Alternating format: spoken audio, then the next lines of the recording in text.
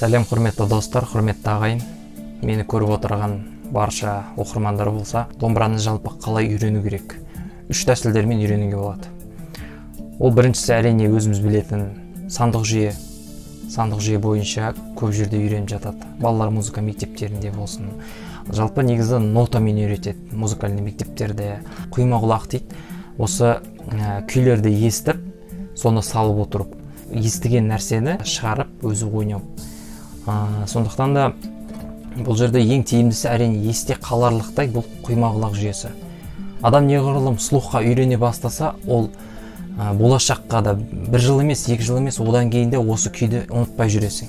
Ал егер нотамен үйренетін болсаң, ол күй 1 айдан кейін ұмытылып қалуы мүмкін. Себебі ол көзбен көрген нәрсе ұмытылып қалады. Мен жалпы өзім домбырадан сабақ берем. Егер де қаласаңыздар, Алматы қаласы бойынша маған осы комментарийға жазылуларыңызға болады. Домбыраны үйретемін. Домбыра деген бұл қасиетті аспап.